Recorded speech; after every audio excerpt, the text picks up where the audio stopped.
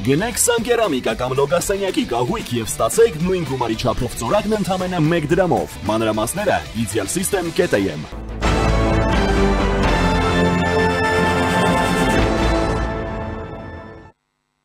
Հրապարակվել է 2025 թվականի հունվար-սեպտեմբեր ամիսների ընթացքում առաջին 1000 խոշոր հարկ վճարողների կողմից վճարված հարկերի և վճարների վերաբերյալ տեղեկատվությունը։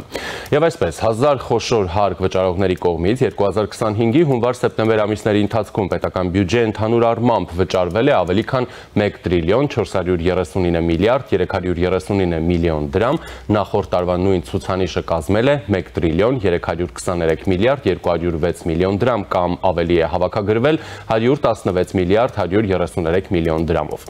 Հարկային մարմին կատարված վճարումների գումարը կազմել է ավելի քան 1 տրիլիոն 178 միլիարդ 761 միլիոն դրամ, նախորդ տարվա նույն ցուցանիշը կազմել է 1 տրիլիոն 95 միլիարդ 139 միլիոն դրամ կամ ավելի է հավաքագրվել 83 միլիարդ 630 միլիոն դրամ։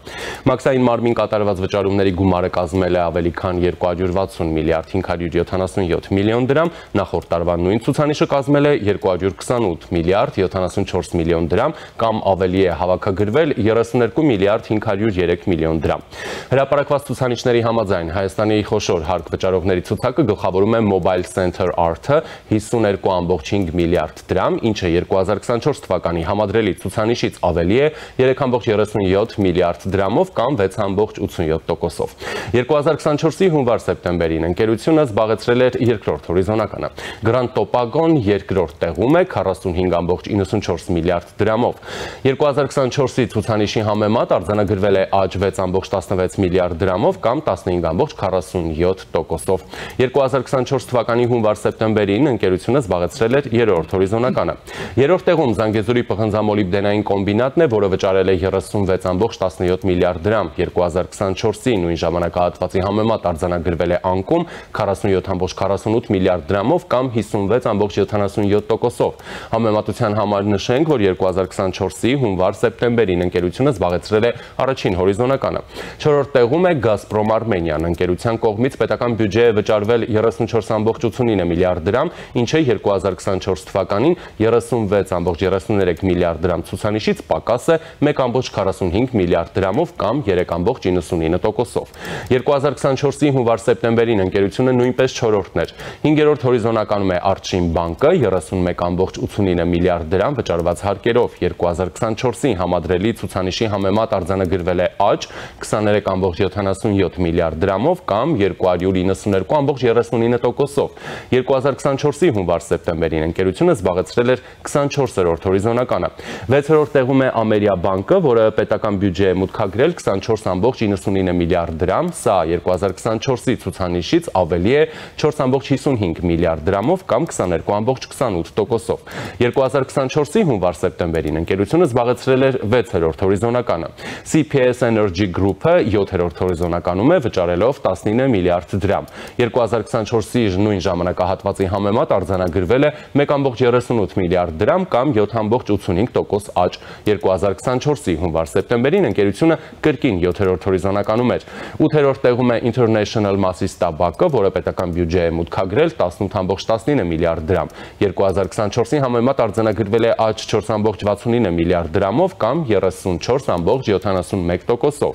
2024-ի հունվար-սեպտեմբերին ընկերությունը զբաղեցրել էր 12-րդ հորիզոնականը։ 9-րդ տեղում է Digitane-ը, որը պետական բյուջե է մուտքագրել 16.7 միլիարդ դրամ։ 2024-ի համեմատ գրանցվել է աճ 78.35%-ով կամ 7.34 միլիարդ դրամով։ 2024-ի հունվար-սեպտեմբերին ընկերությունը զբաղեցրել էր 20-րդ հորիզոնականը։ Տասնյակը եզրափակում է Soft Construct-ը, որը մուծել է 16.28 միլիարդ դրամ հարկ։ 2024-ի համադրելի ցուցանիշի համեմատ արձանագրվել է աճ 16.88%-ով կամ 2.35 միլիարդ դրամով։ 2024-ի հունվար-սեպտեմբերին ընկերությունը զբաղեցրել էր 11-րդ հորիզոնականը։ Այսպիսով, առաջին տասնյակում տեղ է զբաղեցրել մեկական ընկերություն էլեկտրոնիկայի վաճառքի և հանքարդյունաբերության ոլորտներից, երկուական ընկերությամբ ներկայացված են բանկային, տեխնոլոգիաների, էներգակիրների և ծխախոտագործության ոլորտները։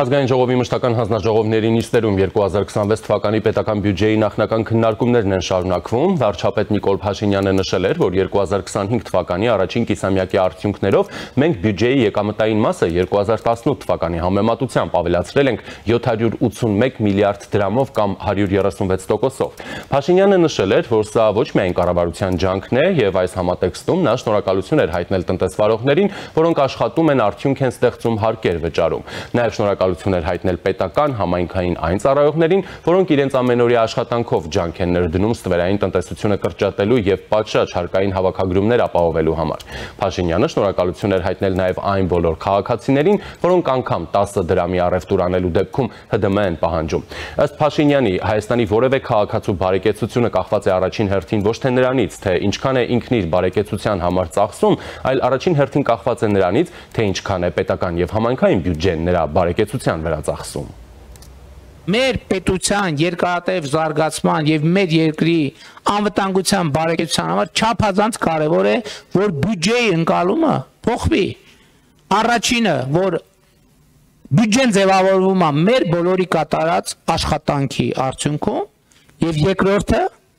որ պետական բյուջեն է, որ ապահովում է Հայաստանի Հանրապետության քաղաքացիների անվտանգությունը, բարեկեցությունը եւ այլն եւ այլն։ Բավարար չի անվտանգությունը եւ բարեկեցությունը։ Ուրեմն պետական բյուջեն բավարար չի։ Բավարար չի պետական բյուջեն, ուրեմն մենք բավարար չափով հազար ներողություն գիտեմ, որ սենց հայտարարությունները նաև նյարդայնացնում են։ Ուրեմն մենք բավարար չափով արդյունավետ չենք աշխատում։ Ֆինանսների նախարար Վահե Հովհաննիսյանն էլ հայտարարել էր, որ կառավարությունը նոր տնտեսական աճ է կանխատեսում 5.1%-ից վերանայել ու սահմանել են 5.4%։ Եվ այժմ կզրուցեմ տնտեսագետ, վերլուծաբան, սոցիալ-տնտեսական զարգացման կենտրոնի ղեկավար Գագիկ Մակարյանի հետ։ Բարև ձեզ։ Պարոն Մակարյան, նախ սկսենք նրանից, թե 1000 խոշոր հարկատուների ցանկը մեզ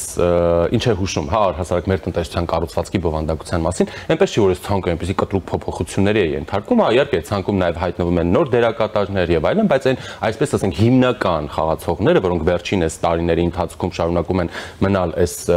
առաջին տասնյակում, այսպես ասենք, հա, դրանք էլի գրեթե նույն դերակատարներն են, այսինքն մեզ մոտ ոչինչ չի փոխվում։ Այո։ Ես ասեմ դες, որ Հայաստանի տնտեսական կառուցվածքը մի փոքր արհեստականորեն փոխվեց ռուս-ուկրաինական կոնֆլիկտի պատճառով։ Բայց դա ժամանակավոր արհեստական բնույթքերից եւ մենք արդեն տեսնում ենք, որ որոշ ցուցանիշներ, օրինակ Volkswagen-ի հետ կապված, այդ մասը հետ նահանջեց, այսինքն կառուցվածքային այդ փոփոխությունը վերադարձավ իր նախկին տեղը։ Ինչ վերաբերում է խոշոր 1000 հարկատուների միջոցով գնահատել այս փոփոխությունները կամ կառուցվածքային փոփոխությունները, ես կարող եմ ասել ուղղակի, որ ավելի շատ վերադասավորումներ են տեղ ունեցել, քան թե կառուցվածքային փոփոխություններ։ Այսինքն առաջի տեղ գրավողը հետ է գնացել, օրինակ Զանգեզուրի, ասենք Աջարանի պղնձամոլոդանային կոմբինատը, մոբայլ ցենտրը եկել է առաջ, կամ ասենք թե Grand Tobacco եւ այլն։ Մեր հիմնական տասնյակ խոշոր հարկատուներ այդ 1000-ի մեջ առաջի տասնյակը համարյա թե նույն անուններն են մնացել։ Էական փոփոխություններ չկան։ Եվ արդեն 3-րդ տարին է, 2 տարի արդեն հաստատապես կարող եմ ասել, որ 1000 խոշոր հարկատուների մեջ էական դերակատարությունն է բանկերը, բանկային համակարգը։ Դա տեղ ունեցավ այն պատճառով, որ իհարկե տնտեսության ակտիվությունը որոշակի նպաստեց կամ քաղաքացիների կամ ռելոկանտների կամ այլ ասենք թե ծառայություններից բանկային ծառայությունների լայնման նաև շնորհիվ, բայց հիմնականում դա ավելի շատ տեղ ունեցավ ուղղակի բանկային ծառայությունները թանկացնելու շնորհիվ։ Բանկերը ծառայությունների թանկացման արդյունքում ձեռք բերեցին ավելի մեծ միջոցներ, հարստացան, ավելի հնարավորություններ ունեցան վարկավորելու, ֆինանսավորելու եւ նաեւ իրեն եկամուտները բավականին բարձրացան։ Մենք հիշենք, որ դեռ մի 3 տարի առաջ խոսվում էր առնվազն 250 միլիոն ընդհանուր եկամուտի մասին, որ բանկային համակարգը դոլարից նկատմամբ 200 միլիոն դոլար, որ բանկային համակարգը վաստակել էր։ Այնպես որ եթե դիտարկենք օրինակ այս նույնիսկ շինարարական այս բումի շրջանակները, որ նաև պետական մրցույթների միջոցով բավականին խթանվել է ճանապարհաշինությունը եւ այլն, բայց մենք շատ վերջին տեղերում ունենք 1-2 շինարարական ընկերություն, որոնք այդ 1000 հարկատուների ցուցակում են։ Այսինքն նույնիսկ այդ ցուցանիշների պայմաններում իրենք չեն կարողանում դառնալ ավելի խոշոր հարկատուներ։ Հետևաբար սա կարևոր է ընդգծել եւ կարևոր է ընդգծել երկրորդը, որ հանքարդյունաբերությունից բացի արդյունաբերական այլ ճյուղերում մենք շատ քիչ ունենք խոշոր հարկատուներ։ Իհարկե ծխախոտի կամ քենդի, ասենք քաղցրեղենի բնագավառում 1-2 ընկերություններ են, բայց դրանք չեն արտահայտում Հայաստանի տնտեսության այն ճյուղերի պոտենցիալը, որոնք որ կարող էին, ասենք, Երևան լինել։ Օրինակ տեսեք, պահածոյագործությունը բավականին զարգացած է, բայց պահածոյագործությունը չի կարողանում հայտնվել այդ հիմնական այդ հարկատների ցուցակներում առավել առաջատար տեղերում։ Նույն ձևով, ասենք, թե կոնյակ արտադրողները համերաթե էլի դժվարությամբ են միջին մակարդակի հասնում եւ չեն կարողանում ավելի առաջնային տեղեր գրավել 1000 հարկատների շրջանում։ Այսինքն կառավարությունը պետք է ուշադրություն դարձնի, որ իր գործիքակազմերը նաեւ ուղի դիվերսիֆիկացնելու միշտ ճյուղերը, նրանց հզորությունները ավելացնելու տեսանկյունից, որովհետեւ երբ որ մենք խոսում ենք եւ վերջերս էլ օրինակ նաեւ էկոնոմիկայի նախարարն էր ընդգծում Գերմանիայի հետ առևտրի զարգացումները եւ ասում էր, որ սա դիվերսիֆիկացիայի լավ հնարավորություն է, թվերը իհարկե մեծ թվեր չէին, ընդամենը 72-73 միլիոն դոլարի մասներ խոսքը գնում արտահանում Հայաստանից դեպի Գերմանիա, բայց դիվերսիֆիկացիան արտանելու համար պետք է դիվերսիֆիկացիա ենթարկես նաև տնտեսական ճյուղերը կամ որոշ ճյուղեր ուղղակի ավելի հզորացնես։ Խնդրեմ։ Շատ լավ, հիմա կգանք տնտեսական դիվերսիֆիկացիային։ Այսինքն չնայած հարկային մուտքերի շեշտակի ավելացմանը, մեզ համար կան անհանգստացնող իրողություններ, հա, որ օրինակ նույն տեխնիկա արտադրողը կամ պղնձի պատմական, այսպես ասենք, բարձր գների պայմաններում էլ Զանգեզուրի պղնձամոլիբդենային կոմբինատը անհնարին երկրորդն է դառնում, հա, ոչ թե երկրորդն է դառնում եւ նաեւ նա կորցրեց որոշակյուրն այն ցույցերի պատճառով, երբ որ աշխատողները մեկ ամիսից ավելի չաշխատեցին եւ այն ժամանակ մենք ձեր տաղավարում երբ որ վերլուծում ենք, ասում ենք, որ անպայման այդ ցուցանիշները կազդեն նրա ընդհանուր ցուցանիշների վրա։ Եվ այդպես էլ եղավ։ Իսկ լուծումը ո՞րն է, օրինակ, ինչպիսի արտիականացում, հա, պետք է արվի, կան ինչ-որ մոդելներ, ինչ-որ ուղղահայաց եւ այլն, այսինքն որ ոլորտներ պետք է գնալ, գուցե կրթություն, տեխնոլոգիաներ եւ այլն, որովհետեւ էլի եթե մենք նայում ենք տեխնոլոգիական ոլորտը, հա, մի ընկերություն է ընդհանրապես, բայց այն ներուժը, որը Հայաստանը ունի կամ այն ներուժի մասին, որ շատ հաճախ խոսվում է, դրան էլ եթե օրինակ գումարում ենք Հայաստանում սպասվող նույն 500 միլիոն ԱՄՆ դոլարի ներդրում է Nvidia ընկերության կողմից, ինչու տեխնոլոգիական նույն այդ ընկերությունները չեն կարողանում այդպես ճեղքեն, հա, այս ցանկերը, գիտություն, կրթություն, տեխնոլոգիա։ Այո։ Մենք այդ մասով դեռ բավականին անլիկներ ունենք, օրինակ կրթությունը ճիշտ է, պատճառաբանվում է նաև, որ կրթությունը կաղում է այն պատճառով, որ դպրոցներում հին մակարդակ է տիրում շենքշինությունների, ասենք թե կամ մենք ունենք բավականին քոլեջներ, որոնք որ մեծ մասը կրթում է ոչ այն մասնագիտությունները, որոնք աշխատաշուկայում պահանջարկված են, նույն կերպ ասենք բուհերում այդ հմտությունների մակարդակը չի ապահովում կամ բուհերի հետ կապված խոսվեց, որ այնտեղ նախկիններում գուցե նախկին ժամանակներում կաշառքով են ընդունվել սովորել եւ այլն, բայց այս բոլորից պետք է մենք ավելի եզրակացնենք, որ կրթությունը այո, ստեղծում է այն պոտենցիալը տնտեսական զարգացման, որը որ պետք է երկրին մղի առաջ, որովհետեւ տեսեք, պարզ համեմատության մեջ խոսենք, երբ որ մենք խոսում ենք ինչ-որ մի բան ավելի որակը ունենալու մասին, մենք միայն հասկանում ենք, որ դա պետք է լինի ավելի հմուտ մասնագետ։ Հիմա նույնքան երբ որ մենք խոսում ենք արտահանման աճի մասին կամ արտահանման դիվերսիֆիկացիայի մասին, մենք պիտի խոսենք, որ այդ արտադրանքը պիտի ունենա այդպիսի որակ։ Այդպիսի որակ ունենալու համար պիտի ունենա այդպիսի հմուտ մասնագետներ։ Այսինքն միջինից ցածր մասնագետները չեն կարող ապահովել արտահանման համար համապատասխան որակ, եւ դրա հետևանքով մենք հայտնվենք ինչ որ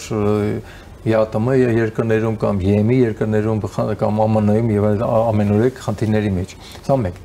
Երկրորդը, որ հայկական բիզնեսը տարիների շարունակ անկախացումից հետո համարյա 30 տարին մասնագիտացել է մի քանի ճյուղերի վրա։ Չգիտես ինչու, այսպես ինչ որ տրադիցիոն ճյուղեր կան, հանքարդյունաբերություն, որոշակի պահածոյագործություն, կոնյակագործություն, մի քիչ դեղագործություն, մի քիչ կար տեքստիլ, որը որ վերջին մի 8 տարվա ընթացքում էականորեն զարգացավ եւ ծառայություններ։ Մենք ամեն ինչի թողած մնացած ճյուղերի մասին այլևս կարծես թե չենք խոսում։ Օրինակ մենք չենք խոսում զարգացնել մեքենաշինություն, մենք չենք խոսում զարգացնել հաստոցաշինություն կամ ռոբոտաշինություն կամ ենթադրենք թե էլեկտրատեխնիկական արտադրանք, էլեկտրոնիկայի արտադրանք, ավելի կարևոր դեղորայքներ եւ այլն, որոնք որ ավելի ավելացված արժեքով օժտված արտադրանքներ կարող են թողարկել։ Սրա համար պետք են ավելի կարևոր ներդրումներ, մասնագետներ եւ աջակցություն, բայց նաեւ հարկավոր են մտքեր, որտեղ բիզնեսն էլ մտքերի կարիք ունի։ Բիզնեսը հաճախ ստեղծում է այն, ինչ որ ավելի իր համար հեշտ է, ավելի հասարակ է, ավելի հասանելի է, կամ տեսնելով թե ուրիշներն ինչ են անում, ուրիշներ օրինակի վրա սովորելով դա կրկնում է։ Այսինքն մենք պիտի հասանելիություն ապահովենք նաև բիզնեսին ավելի բարձրակարգ արտադրությունների մասին, տեղեկություններ, էքսկուրսիաներ ցուցադրելով, հորդորելով, օգնելով եւ այլն։ Օրինակ, պետությունը կարող է մեծ դերակատարություն ունենալ։ Ես ասեմ, օրինակ Հայաստանում հիմա էլ կան արտադրություններ, որոնք որ ձեր ասած բարձր տեխնոլոգիական, ասենք, ոլորտին կարող են առնչվել եւ առնչվում են իրենց արտադրանքով մեքենաշինությանը, նավաշինությանը, ռոբոտոտեխնիկային կամ ԱԹՍ-ների արտադրության եւ այլն կոմպոզիտային նյութերի մասին է։ Բայց եղած գործիքակազմերը կարծես թե չեն կարողանում աջակցել այդ ոլորտի զարգացմանը։ Եվ ինչ կարող անել պետությունը։ Ես մի առիթով էլի ասել եմ, որ ինչու չի գնում կառավարությունը այն քայլերին, եւ հիմա քանի որ մենք բյուջեի մասն ենք խոսելու, եւ դա բյուջեում նախատեսել, որ տրամադրի փոխառություններ կարևոր ճյուղերի կամ կարևոր ճյուղերում առաջատարություն ապահովելու համար որոշ ձեռնարկությունների։ Ինչու միայն նրանք պետք է մնան բանկերի վարկերի հույսին, որոնք 15%-ի հասնող վարկեր են հայկական դրամով, դրանք շատ բարձր են արդյունաբերության համար, դրանք կարող են առևտրի ծառայության համար լինել ընդունելի, բայց արդյունաբերության համար ոչ։ Հետևաբար պետությունը կարող է իր վերաբերմունքը արտահայտել դրանով եւ իր ռազմավարությունը արտահայտել դրանով, տրամադրելով օրինակ փոխառություններ, ենթադրենք թե 4-5%-ով, 6%-ով, նույնիսկ անվճար փոխառություններ, ենթադրենք թե 5 տարով, 10 տարով եւ այլն, որոնք որ կարող են էականորեն տեղից շարժել եւ այդ լոկոմոտիվը ստեղծել ճյուղերի մեջ։ Երբ որ այդ լոկոմոտիվը արդեն կառաջանա, այդ լոկոմոտիվը իր հետևից արդեն կտանի վագոններին։ Այսինքն մյուս ձեռնարկությունները կսկսեն նույնպես վարակվել այդ ուրեմն արտադրությունների գաղափարներով եւ այլն եւ այլն։ Եվ երկրորդ խնդրեմը կա, որ դուք նշեցիք,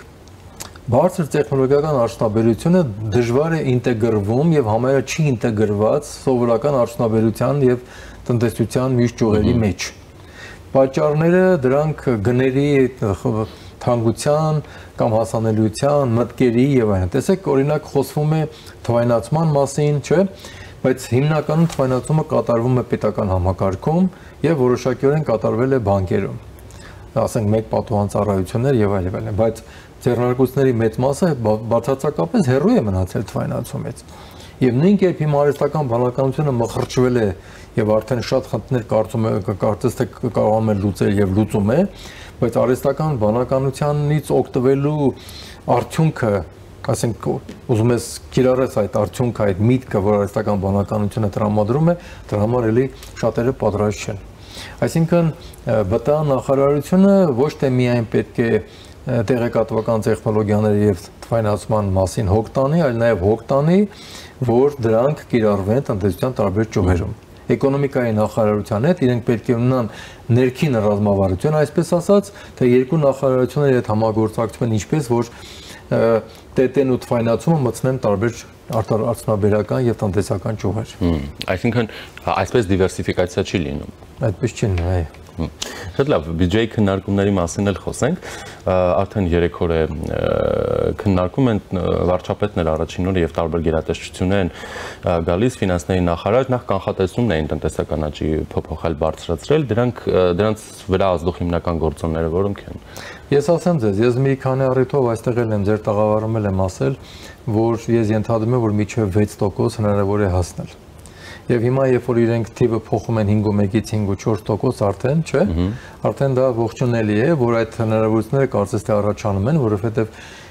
վերջ ճիշտ է, արտահանման ծավալները ընդհանուր նվազել են որոշ այդ ոսկու անդամանդի պատճառով, բայց նաև արդյունաբերության արդեն աճ կա վերջին ամիսների ընթացքում հանքարդյունաբերության աճ կա որոշակի, այսինքն այդ գործոններից ելնելով է այդ հաշվարկը կատարվում, հուսանք, որ կարողանան մի քիչ ավելի ձգել, ավելի ամրապնդել եւ ավելի ոգեշնչել բիզնեսին, որ գոնե 6%-ի հասնի։ Ինչու, որովհետեւ պետության կարողությունները ուժեղացնելու համար եւ նրա նաեւ աջակցության գործիքակազմը ավելի լավացնելու համար բնականաբար պետք են մուտքեր։ Բյուջեն պետք է լծվի գումարով, բայց երկրորդ գործոնը կա, բացի գումարից հարկավոր է նաեւ կարևոր առաջնահերթություններ, մտքեր եւ անձնակազմ, որը որ կարող է այդ ծախսերը կատարել արդյունավետ եւ ճշգրիտ եւ նոր թափ հաղորդել տնտեսության զարգացմանը։ Հիմա որովհետեւ եթե այսպես կապենք բյուջեի հետ եւ նաեւ ընդհանուր այս քննարկումների մեջ, որը որ մի փոքր բյուջեի մասով նաեւ անանք ստացրել, որ պաշտպանության համար նախատեսված բյուջետային ծախսերը կրճատվել են մոտ 15%-ով եւ այլն, պետք է ասենք, որ պաշտպանության նախարարության դերակատարությունը որպես պատերազմին դիմակայող, պաշտպանող կամ ուրեմն դերակատարություն ունեցող գերատեսչություն, դա ամենավերջին տեղում է։ Մեր պաշտպանությունը միշտ պետք է լինի պայմանավորված ոչ թե միայն բանակով, բանակը իհարկե զսպող է, կանխարգելող է, դա կարևոր է, բայց կանխարգելումից առաջ մենք պետք է անդադ ունենանք նաև այլ կանխարգելման գործիքներ բանակից բացի, դա լինի տնտեսությունը նաև, տնտեսական դիվերսիֆիկացիան, տնտեսական առևտուրները պետք է շահագրգռեն պետություններին, որ Հայաստանի հետ լինեն ավելի հարգանքով, ավելի ցկտեն համերաշխություն ապահովել, իրենց ներդրումների տնտեսական շահերի շրջանակներում խուսափեն կոնֆլիկտներից, որ իրենց բիզնեսը չվնասվի, իրենց եկամուտները չվնասվեն, իրենց ներդրողները չձախողվեն։ Երկրորդ տեղում դիվանագիտությունը, որը որ բավականին դիվերսիֆիկացվել է վերջին 1 տարվա ընթացքում, ես պետք է ասեմ եւ ողջունեմ դա, շատ ցուցանիշը կարեւոր է եւ տեսանելի է։ Բայց պետական անվտանգության ես կարեւոր մաս եմ նայում համարում ներքին համերաշխությունը 1 եւ երկրորդ ամենակարևորներից մեկը նաեւ դեմոգրաֆիական խնդիրները, երբ որ մեր տարածքները դատարկվում են, երբ որ մեր մարզերը դատարկվում են, երբ որ Հայաստանը դառնում է Երևան ընդամենը, բոլորը փորձում են գալ Երևանում ապրել, ուսանողները մնան Երևանում, ավարտելուց հետո մարդիկ հիմա գալիս աշխատում են Երևանում, վերադառնում են տուն, այսինքն իրենք իրենց մարզում դերակատարություն չեն ունենում։ Իրենք ընդամենը եկամուտ են տանում։ Հիմա ինչ տարբերություն գնում են Երևան, իհարկե լավ է որ Հայաստանում են էլի մնում, բայց գնում են նաև Ռուսաստան, էլի փող են, չէ՞, ուղղակի հիմա նույն ձևով Երևանում աշխատում է, գնում է տուն, ընդամենը քնելու համար կամ երկու օր իր երեխաներին տեսնելու համար շաբաթ-կիրակի այնել հազիվ-հազ։ Ուզում եմ ասել, որ դեմոգրաֆիական խնդիրների համար էլի պետությունը դեր ունի, այսինքն տնտեսության զարգացումները մարզերում, հատկապես արդյունաբերության զարգացումը մարզերում, որը պետությունը կարող է հորդորել իր գործիքներով, հարկային արտոնություններով կամ սուբսիդավորման, բայց նաև փոխառություններ տրամադրելով, որտեղ ամեն մարզում 1-2 խոշոր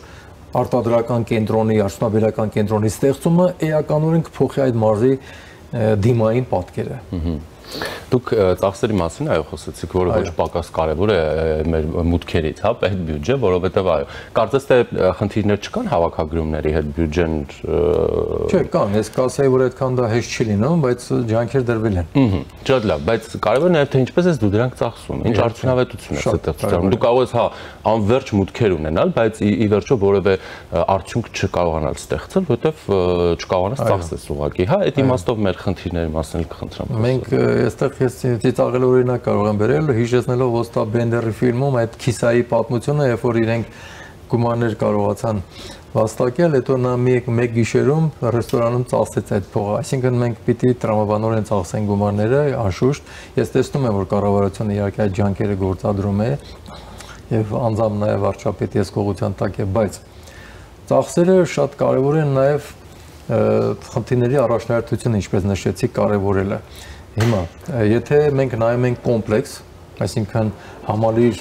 մակարդակով Հայաստանի զարգացման համար ինչ է պետք է դրանք համարակալվեն այդ առաջնահերթությունները։ Այդ ցանկը պետք է լինի պետական պաշտոնյաների գլխում, որ իրենք որ ցանկերի վրա պետք է աշխատեն եւ միասին ինչ են կատարում, որոնք որ բերում են դրան։ Երկրորդը պետք է լինի անպայման լուծման մեթոդների վրա ծախսերի ճիշտ հաշվարկելը, որտեղ դու կարող ես մի բանը կատարել ավելի շատ ծախսեր կատարելով կամ կարող ես կատարել ավելի արդյունավետ ծախսեր կատարելով։ Այսինքն այստեղ արդեն պետք է փորձագիտական կարծիքներ, խորհրդատվական կարծիքներ։ Սա երկրորդ բլոկն է, որ պետք է կառավարությունը նույնպես համարակալի ունենա եւ իմանա ում պետք է դիմի։ Արտասահմանյան փորձագետները, հայկական փորձագետներ, խորհրդատները եւ երրորդ տեղում շատ կարեւոր են արդեն նյութերը, ինչպիսի նյութեր է օգտագործում տվյալ նպատակին հասնելու համար։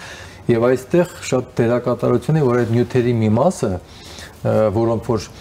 օգտագործում են ճանապարհաշինության կամ տարբեր շինարարությունների մեջ, որոնք Հայաստանում արտադրվում են, ես միշտ ասել եմ, որ Հայաստանը շինանյութերով բավական ինքնաբավ է, բայց որոշ տեսակներով ոչ։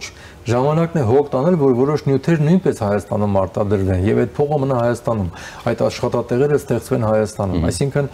նաև նյութերի մասով պետք է ուշադրություն դարձվի, թե մենք ինչ նյութեր ենք օգտագործում, թեթև, ջերմամեկուսիչ, ձայնամեկուսիչ, ավելի դիմացկուն, ավելի երկարաժամկետ, ավելի սեյսմակայուն եւ այլն։ Այսինքն սրանք են շատ կարևոր։ Սրանք արդեն նաև տեխնոլոգիաների մաս են համարվում։ Եվ չորրորդ տեղում բնականաբար շատ կարևոր է աշխատուժը, որտեղ աշխատուժը կարող է փչացնել այդ ամբողջ նյութերը եւ այլն վատ օգտագործելով դրանք, արդյունավետ չօգտագործելով գնանք։ Գնացեք նայեք ցանկացած շինարարություն, որ մայթեր են սարքում, խողովակներ են անցկացնում, երբ որ ավարտում շինարարը հեռանում է, նայեք տեսեք այնտեղ ինչ է մնում։ Ու դուք տեսնեք թե ինչքան նյութեր են մնում, որոնք ավազի նման քամին քշվելով ոտքի տակ, մեքենաների ալիքների տակ սփռվում են, կորում են, անետանում են քարեր, երկաթներ, խողովակի կտորներ կամ այլ բաներ։ Այսինքն այստեղ արդեն 5-րդ բլոկը կա, որը պետք է վերաբերվի արդեն թափոնների վերամշակմանը եւ թափոններին ուշադրություն դարձնելուն։ Շնորհակալություն։ Զրուցակիցս տնտեսագետ Վերլուծաբան, սոցիալ-տնտեսական զարգացման կենտրոնի ղեկավար Գագիկ Մակարյանն էր։